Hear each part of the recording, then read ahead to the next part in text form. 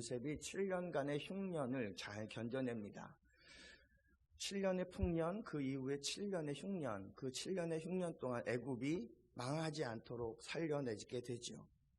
애굽만 이렇게 흉년이 임했던 것이 아니라 그 주변에 있었던 많은 나라들도 큰 흉년이었습니다.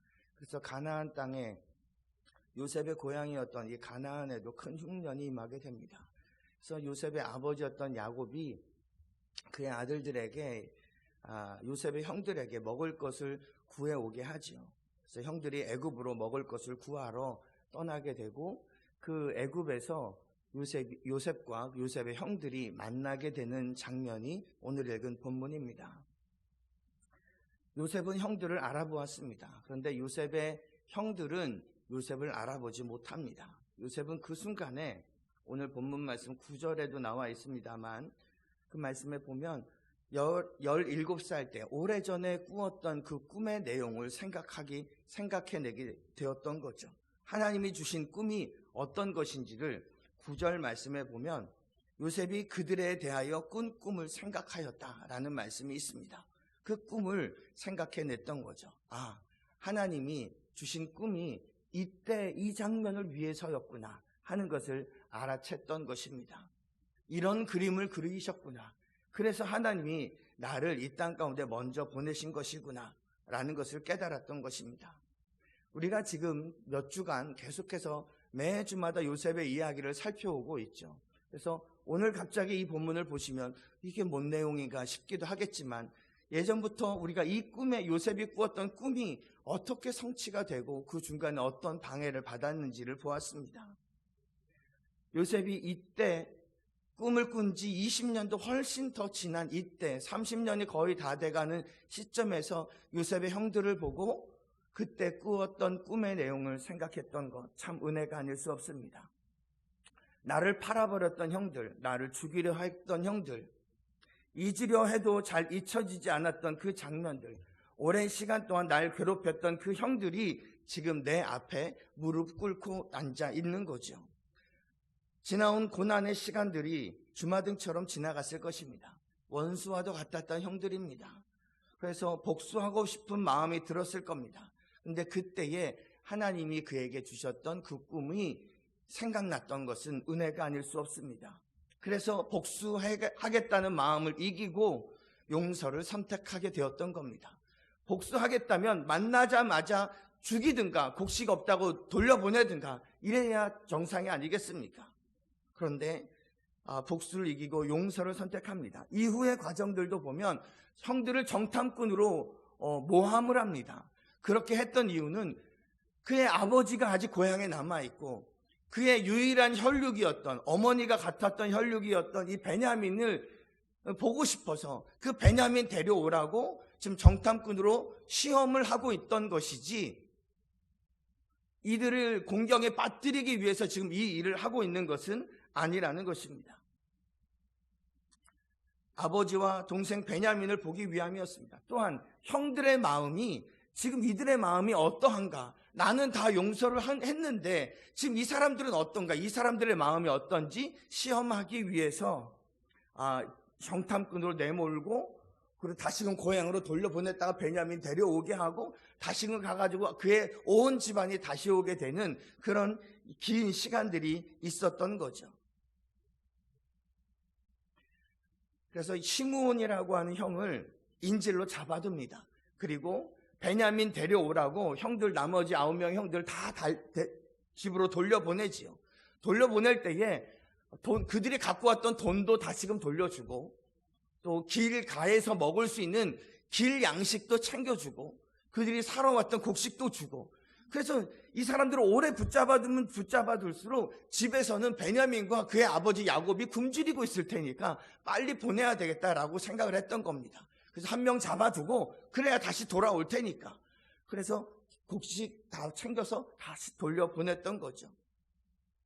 그때쯤에 형들이 예전에 자기들이 요셉을 팔 때에 요셉이 이렇게 괴로웠겠구나, 요셉이 그때 구덩이에서 그렇게 애거나 있을 때에 우리가 그때 그 소리를 일부러만 외면하고 확 돌이켰었는데 이제서야 우리가 그 핏값을 받는구나, 우리가 이렇게 애걸복걸하는데 이 요셉인지 누군지 이 사람은 우리의 말을 믿어주지 않으니까 자신들이 예전 요셉의 처지라고 생각했던 거죠. 그래서 요셉을 떠올리면서 후회하고 회개합니다. 이 모습을 요셉이 눈앞에서 직접 보고 있었습니다. 왜냐하면 중간에 통역을 세워서 오고 가고 있었기 때문에 이 히브리 말을 알아듣지 못한다라고 생각을 했기 때문에 자기들끼리 막 얘기하고 있었던 거죠. 그래서 요셉이 중간에 나가서 펑펑 울고 다시금 들어와서 자, 그럼 이렇게 하자, 뭐 이렇고 저렇고 얘기를 했던 거예요. 요셉이 일단 용서하고 그들에게 기회를 주니까 그들이 회개하고 돌아오는 이 모습을 보게 됐던 거죠. 요셉이 만약에 분이 막 넘쳐가지고 막 니들이 어떻게 여기서 다시금 만날 수가 있느냐, 그러면서 막 죽이거나 곡식도 다 빼앗아 버리거나 그랬다면 참으로 형제간에 큰 일이 날 수밖에 없었을 텐데 그가 용서하여 기회를 준 것이 큰 다행이 아닐 수가 없습니다.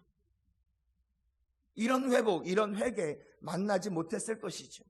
또 한 번의 복수로 피바람이 불었을 것입니다. 요셉이 그래서 참 잘한 것 같습니다. 하나님이 주신 꿈을 생각한 것도 잘한 것이고 이들을 용서하고 이들에게 또 한 번의 기회를 준 것도 지혜로운 것이었습니다. 만약에 요셉이 용서하지 않았다면 하나님이 이미 오래전에 요셉에게 주셨던 그 요셉의 꿈도 성취되지 못했을 것입니다. 요셉의 꿈, 해와 달과 별이 요셉한테 절하는 꿈, 요셉의 곡식단 앞에 형들의 곡식단이 절하는 꿈은 이들을 다 짓밟아 버리는 그런 꿈이 아닙니다. 이들을 누군가를 굴복시키고 점령하는 것이 꿈의 내용이 아닙니다. 그렇게 다시금 모이게 하는 것, 그렇게 한 자리에서 그렇게 하나님 어떤 일을 보이고 계셨던 거죠. 만약에 용서하지 않았다면 그의 꿈도 깨졌을 것입니다. 어떤 한 사람이 어느 한 정상의 위치에 서기까지 많은 방해자들을 만나기 마련입니다. 그래서 이런저런 상처를 받게 되기도 하죠. 정상에 올라갔지만 상처가 많이 남아 있습니다. 그래서 우리가 흔히 이런 말을 하잖아요. 상처뿐인 영광. 1위가 되기는 했지만 정상에 올랐지만 보니까 나에게는 다 상처가 있는 거죠. 총리의 자리에 올랐다는 것을 이용해서 자기 가슴에 있는 이 상처와 배신감과 이런 것들이 쓴뿌리로 남아서 형들에게 피해 숙청을 했다면 자칫 하나님이 주신 꿈, 하나님이 주신 사명을 잊어버릴 수도 있는 위기가 찾아왔던 것입니다. 고난을 이기는 것도 중요하지만 정상에 도달했을 때에 그 과정에서 정상까지 오르는 과정에서 받은 상처를 잘 처리하는 것이 중요합니다. 상처의 노예가 되지 말아야 합니다. 용서하지 않고 복수심을 품는 것은 어떤 분은 책에 이런 이야기를 했더라고요. 쥐 먹는 쥐약은 자기가 먹고 상대방이 죽기를 바라는 것과 같다는 거예요.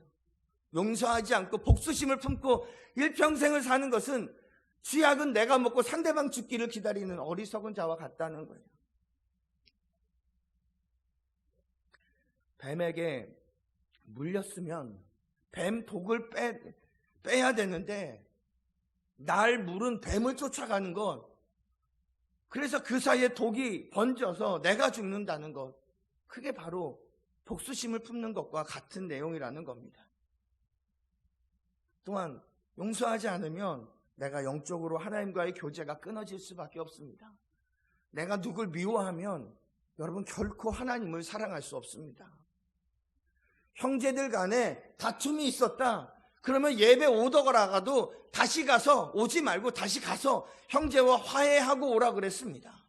누굴 미워하는 마음을 가지고 하나님의 복을 구하고 하나님으로부터 내가 하나님을 사랑하고 하나님의 사랑을 기대한다. 그거는 어불성설일 수밖에 없습니다. 누가 잘못했건 어찌 됐건 간에 내가 누구를 미워하는 순간 우리는 하나님의 사랑을 누리지 못하게 되고 기도도 막히게 되는 것입니다. 이런 복수심에서 내가 자유로워져야 합니다. 복수심에서 풀려나야 합니다. 용서해야 되는 거죠. 근데 그 모든 것이 다 자기 자신을 위한 것입니다. 복수심에서 자유되는 것, 자유롭게 되는 것, 용서하는 것, 나를 위한 것입니다. 조금 더 뒤로 넘어가 보면 창세기 45장의 말씀을 7절 말씀을 보시면 이런 말씀이 있습니다. 화면 보시고 같이 한번 읽어보겠습니다. 시작. 하나님이 큰 구원으로 당신들의 생명을 보존하고 당신들의 후손을 세상에 두시려고 나를 당신들보다 먼저 보내셨나니 그랬어요. 이 말씀은 나중에 요셉임을 형들한테 다 오픈합니다. 그래서 이 가족들끼리 형제들끼리 만나서 펑펑 울면서 사람들이 형들이 막 벌벌벌 떨고 있었거든요. 내가 팔아버렸던, 내가 죽인다고 생각했던 그 요셉이 살아서 저 높은 곳에 있으니까요. 그때 걱정하지 마세요. 하나님이 나를 당신들보다 먼저 보내셔서 이렇게 우리를 다 살리기 위해서 이런 일을 행하신 것이라고 이야기하는 장면이 나옵니다. 당시에는 몰랐을 것입니다. 처음에는 몰랐을 것입니다. 복수심과 분노가 차오를 때마다 이것 때문에 내 꿈을 뭉개버려서는 안 되겠다. 이것 때문에 자기 자신과 자기의 꿈이 파괴되지 않도록 끊임없이 용서했던 작업이 그의 수십 년의 생활 가운데 있었던 것입니다. 그냥 맨 마지막에 용서 안 하고 가만히 있다 딱 보고 용서, 이런 일은 세상에 없다는 것입니다. 끊임없이 용서했기에 결국 형을 봤을 때 용서가 된 것이지요. 다윗이라는 유명한 왕이 있죠. 다윗이 예전에 이런 왕으로 기름을 부음을 받았지만 금방 왕이 된 것이 아니었습니다. 여전히 사울 왕이 있었습니다. 그때 이런 일이 있었습니다. 다윗을 따르는 많은 젊은이들이 있었는데 이 젊은이들에게 먹을 것이 없었어요. 그래서 구약성경 사무엘상에 보면 나발이라고 하는 돈 많은 이런 사람한테 가서 우리 이 젊은이들 먹을 것 좀 달라고 그랬는데 나발이 이 다윗을 모욕합니다. 어제부터 거짓 취급을 했어요. 나중에 그 모욕감에 잠을 못 자고 있었어요. 그래서 이 나발을 죽이겠다고 복수심에 다윗이 불타고 있었어요. 그때 이 나발의 아내였던 아비가일이라고 하는 사람이 다윗한테 나와서 이야기합니다. 다윗이요, 당신은 하나님의 선택받은 사람입니다. 당신은 이제 왕이 될 사람입니다. 당신은 전쟁에 능한 사람입니다. 이 아무것도 모르는 나발 이 사람한테 복수하는 것은 하나님의 뜻에 맞지 않습니다. 왜 피를 묻히려고 하십니까? 당신의 꿈을 방해하는 것입니다 라고 설득해요. 그래서 다윗이 그 지혜로운 여인 아비가일의 이야기를 듣고 나발 죽이는 것을 복수를 안 해요. 만약에 다윗이 복수했다면 왕이 되기도 전에 자기의 백성을 죽이는 꼴이 되는 거예요. 다윗을 향한 하나님의 계획을 망칠 수 있었던 것입니다. 복수를 선택하지 말고 용서를 선택할 수 있기를 바랍니다. 복수가 우리의 삶의 원동력이 되어선 그건 나도 죽는 일입니다. 어떻게 하면 용서할 수 있을까요? 그 복수심을 일단 내려놔야 돼요. 헬라어에 용서라는 말은 아피엠이라고 하는 말인데 이게 붙잡고 있는 것을 놓아버리다 라는 뜻이랍니다. 용서는 붙잡고 있는 것을 놓아버리는 거예요. 나를 물었던 그 뱀을 놓아버리는 거예요. 여러분, 그렇다고 해서 복수심을 내려놔야지 그런다고 이게 내려놔지는 것도 아니에요. 스스로 뭔가를 하려고 복수심을 내려놓기 위해 용서를 하기 위해 너무 인위적으로 애쓰지는 않으셔도 돼요. 하나님이 요셉의 경우에는 하나님이 주도적으로 하십니다. 7년 동안의 풍년의 시간을 통해서 그동안에 결혼도 하게 하시고 예쁜 아내도 얻게 하시고 귀한 두 아들 므낫세와 에브라임도 얻게 하셨어요. 그래서 과거의 지난 일들을 하나님이 다 잊게 하시는구나. 첫 아들을 낳으면서 그렇게 고백했어요. 둘째 아들을 낳으면서 하나님이 이 땅에서 수고한 땅에서 번성하게 하시는구나. 그러면서 하나님이 요셉이 정서적으로 안정되게 하셨어요. 내가 정말 예전에는 그렇게 힘들고 막 독에 바치고 살던 사람이 이제는 결혼하고 아이를 낳고 풍성하고 바로한테 인정받아서 직위도 높고 경제적으로도 안정이 되고 물질적으로도 있고 그런 안정된 삶을, 행복한 삶을 누리게 하셨던 거죠. 그래서 복수심을 내려놓기 시작했던 거예요. 하나님이 내게 이런 번성을 누리게 하시는구나. 누림을 통해서 있게 하셨던 것입니다. 여러분, 우리가 과거의 그 상처 때문에 그때는 정말 살기도 힘들었고, 그때는 내가 정말 막 악에 받쳐 있었고, 그렇지만 지금은 좀 낫잖아요. 지금은 좀 여유가 생겼잖아요. 나이도 좀 들었잖아요. 그러니까 이 모든 시간을 통해서 하나님이 나의 복수심을 잊어버리게 하셨던 거죠. 하나님이 누리게 하신 것을 누릴 수 있어야 돼요. 옛날에 그렇게 어려웠을 때에 그때 날 돌보지 않았던 그 사람을 그렇게 욕하지 말고 지금 이렇게 누리게 하신 하나님, 참 감사하다, 참 은혜다. 저희 어머님이 늘 감사한 것 가운데 한 가지가 뭔지 아세요? 아파트에 살아서 주차장이 있다는 것을 한 1년에 한 번씩은 감사하다고 고백하세요. 옛날에 어디 산동네 어서 살 때에 주차장이 없었거든요. 그러니까 저희 아버님 차를 갖고 오면 아버님 도착하기 1시간 전서부터 집 앞에 나와서 이렇게 주차할 거를 기다리고 있었어요. 그게 너무 힘들었던 거예요. 그런데 여기는 주차장이 넓다 이거예요. 늘 감사한 거예요. 그 주차장 하나 마련하기 위해, 차 대기 위해서 동네 사람들과 씨름하고 있었던 그런 거 다 잊어버리게 하셨던 거죠. 이런 것들을 누리게 하셨던 것, 하나님의 은혜를 누렸던 것. 중요한 것은 이런 주님의 계획과 은혜를 요셉이 받아들였다는 겁니다. 아무리 은혜 받아도요, 아무리 많은 것을 누려도요, 요셉이 복수심에 불타면 용서할 수 없게 되는 것 아니겠습니까? 난 지금 이렇게 많지만 나 이거 많은 거 다 하나 소용도 없다. 난 저 인간한테 갚아줘야 되겠다. 그러면 방법이 없는 것 아니겠습니까? 근데 요셉은 하나님의 은혜와 뜻을 알고 복수심을 놓아버렸습니다. 용서를 선택한 것입니다. 하나님이 그에게 주셨던 귀한 시간, 그 축복을 누리면서 과거의 아픈 기억을 잊어버렸던 것입니다. 여러분, 왜 우리는 상처에 대해 복수심을 놓아버려야만 하냐면 우리의 남은 삶이 너무 복되기 때문에 그래요. 우리의 남은 시간이 너무 귀하기 때문에 과거의 그 일 같지도 않은 일 가지고, 그 사람은 다 잊어버렸을 그 일 가지고 지금 우리가 우리의 이 소중한 시간을 낭비하지 말아야 되는 거예요. 또 하나, 복수심을 내려놓는 것 말고 공의로운 하나님께 맡길 수 있어야 합니다. 복수심이나 원한은 완전히 내려놓기가 참 어렵죠. 그 복수심을 내려놓기 어려운 이유 가운데 하나가 우리의 마음에 공의감이 있어서 그래요. 정의감이 있어서 그래요. 저 사람이 아직 처벌을 받지 않았는데 어떻게 용서가 되느냐, 이건 정의롭지 못하다, 이런 생각이 내 안에 있기 때문에 그래요. 여러분, 용서하라는 것은 공의, 정의, 이걸 무시하라는 것이 아닙니다. 용서하라는 것은 그 사람의 죄를 내가 사해 주어야 되는 것이 아닙니다. 사해 주는 것은 오직 하나님만이 하실 수 있는 문제라는 거죠. 용서한다는 것은 단지 나는 더 이상 복수하지 않겠습니다 라고 하는 것을 결정하는 것입니다. 판단은 하나님이 하시는 거죠. 하나님이 처벌을 내리시든가 하나님이 어떻게 하시든가 하나님이 하실 거예요. 여러분, 요즘에 길을 가다가 예를 들어서 접촉사고가 났다고 합시다. 뒤에서 꽝 쳐박았네. 그럼 뒷목 잡고 일어나서 운전을 어떻게 하는 거예요? 뭐 이따위로 할 수가 있어. 막 소리 높여요. 요즘에 그런 사람 어디 있어요?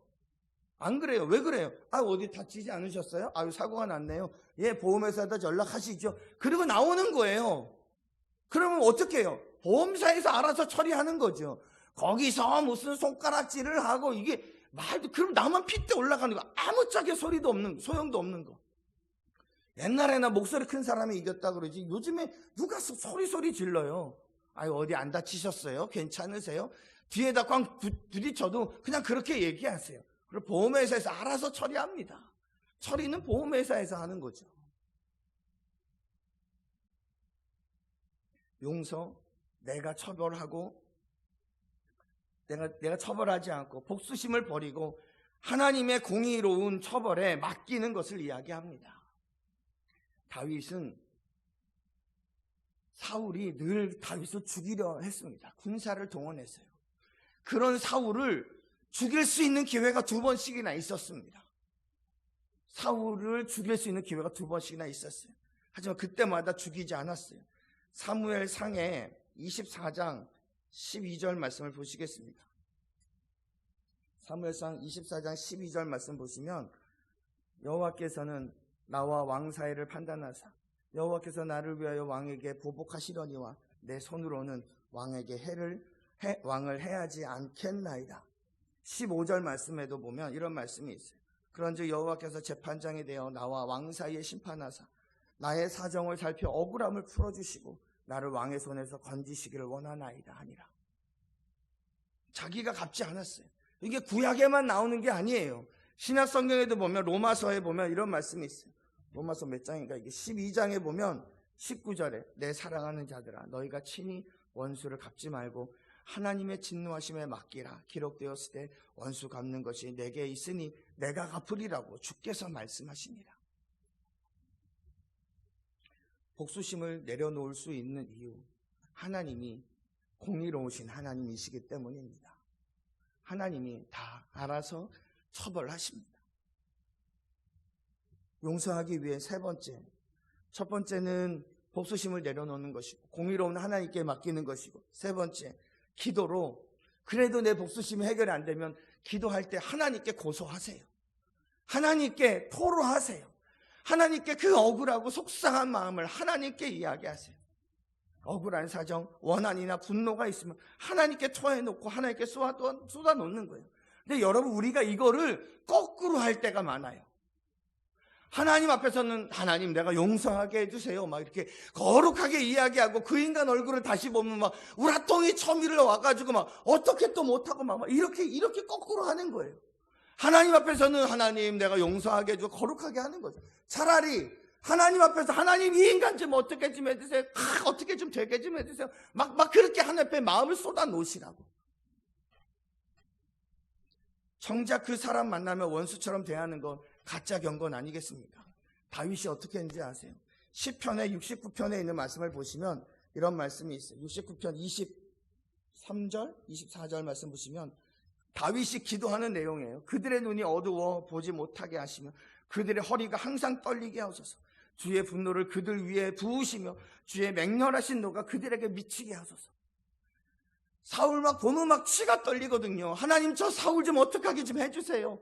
하나님 막 부들부들 떨게 해주세요. 막 저 군사들이 눈이 어두워서 날 못 보게 해주세요.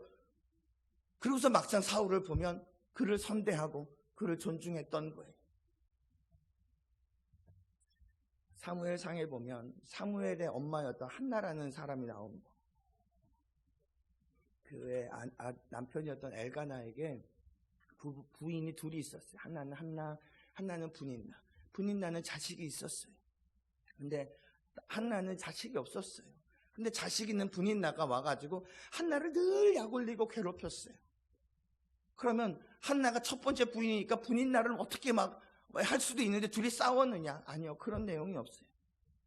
이 한나가 성전에 와서 기도해요. 성전에 와서 기도할 때에 우리가 잘 알잖아요. 엘리 제사장이 술 취한 것처럼 기도하잖아요. 그렇게 엘리 제사장이 술 취한 것처럼 한나가 기도한다고 생각할 만큼 그렇게 하나님 앞에서 쏟아놓고 기도하는 거죠.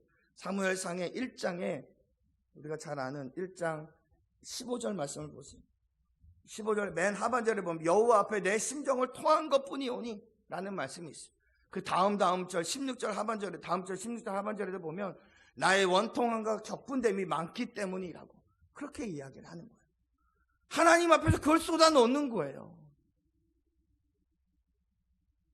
이렇게 기도하지 않고 늘 경건한 척 기도하다가 그 사람 막상 만나면 얼굴이 찌그러지게 되는 것 아니겠습니까?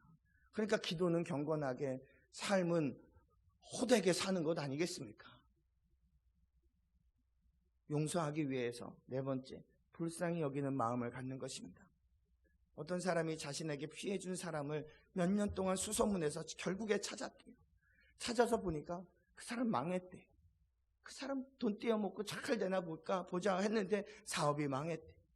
가족들은 뿔뿔이 흩어졌고 아파도 병원에 가지 못하는 처지가 되고 말았대.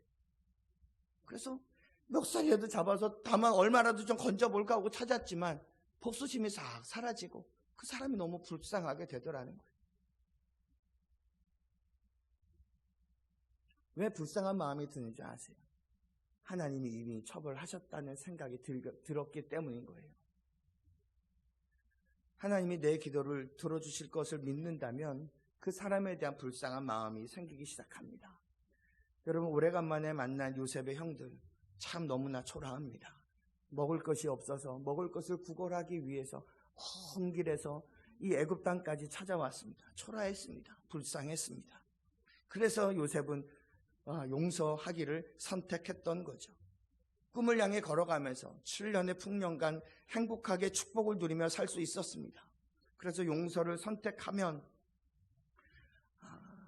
우리가 용서를 선택하면 하나님이 7년간의 풍년의 때에 요셉을 회복시켜 주셨던 것처럼 하나님이 우리의 삶을 그렇게 이끌어 주십니다. 중요한 건 시작하는 것이 중요합니다. 하나님께 맡기고 선대하기로 결심하는 것, 결정하는 것, 그게 참 중요한 것 같습니다. 그래야 하나님이 우리에게 주신 꿈이 깨지지 않습니다. 하나님이 주신 꿈, 그 꿈을 향해 달려오면서 받은 크고 작은 여러 상처들, 그 상처를 용서하지 않으면 이룬 꿈도 깨지기 마련입니다. 여러분, 우리는 지금 갈림길에 서 있는지도 모릅니다. 용서를 선택할지, 나는 죽어도 용서하지 못하고 복수심으로 나를 살아갈지, 용서를 선택할 때에 성공적인 인생을 살아가게 될 것입니다. 복수를 선택한 인생과 용서를 선택한 인생은 그들의 결과는 완전히 다르게 됩니다.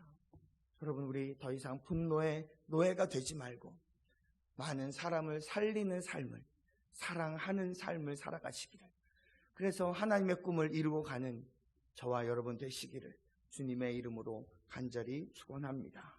아멘.